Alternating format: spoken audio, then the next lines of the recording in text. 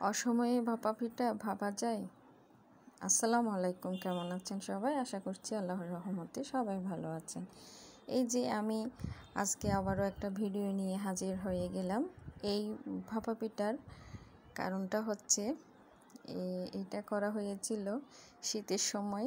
তো আমার প্রচুর পরিমাণে ভিডিও রয়ে গেছে গ্যালারিতে, তো সময়ের কারণে দেয়া হয় নাই। তো ভাবলাম আজকে এই ভাপা পিঠার ভিডিওটা আপনাদের সাথে শেয়ার করি। তো এখন সামনে আবারও শীত চলে আসতেছে, নয়তো আমার ডিলিট করে দেওয়া লাগতো। তো আমি চিন্তা করলাম আপনাদের সাথে ভিডিওটা এডিট করে শেয়ার করে ফেলি। তো আমি ভাপা পিঠাটা বানাচ্ছি দেশি মুরগি দিয়ে।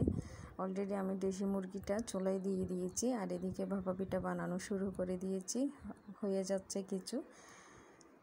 তো এরকম অনেক ভিডিও আমার গ্যালারিতে এখনও আছে, মানে ভিডিও করা হয়েছে, দেয়া হয় নাই। তো ভাবলাম এখন আস্তে আস্তে একটা ভিডিও দিয়ে দিই, আপনাদের সাথে শেয়ার করি। তো দেশি মুরগিটা আমি রান্না করে ফেলতেছি, একটু ঝাল করে করতেছি ভাপা পিঠার সাথে। ঝালটা ভালো যায়, খেতে ভালোও লাগে। তো সাথে কিছু আলু দিয়ে দিচ্ছি, খেতে কিন্তু খুবই মজা হয় এই ভাপা পিঠা দেশি মুরগি দিয়ে। আমরা সবাই প্রায় খেয়ে থাকি এভাবেই। তো আমি এক এক করে আমার সব ভাপা পিঠা বানিয়ে নিচ্ছিলাম। তো দেখেন, দেখতে কি সুন্দর হয়েছে মাশাআল্লাহ। তো এইদিকে রান্নার কালারটাও অনেক সুন্দর হয়েছে। এই যে অনেকগুলো ভাপা পিঠা বানিয়ে নিয়েছি।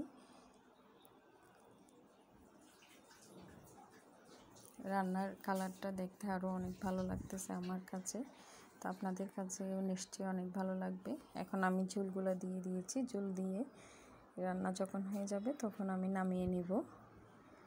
তারপরে ভাপা পিঠা এখন এই ভিডিও এডিট করতে গিয়ে আমার এখন খেতে মন চাচ্ছে। তো সামনে যখন শীত আসবে ইনশাল্লাহ আবারও বানিয়ে খাবো। তো এখন আমার অলরেডি তরকারিটা রান্না করা হয়ে গিয়েছিল।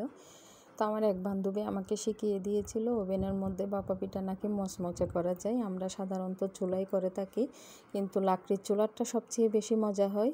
তো আমি আমার বান্ধবীর কথাই ওভেনে দিয়ে দিয়েছি। দেখেন, দেখতে খুব সুন্দর হয়েছে, কিন্তু খেতে এই লাকড়ির চুলার এটার মতো মজা লাগে নাই আমার কাছে। মচমচে হয়েছিল উপরেরটা, কিন্তু ভিতরেরগুলো জমে গিয়েছিল।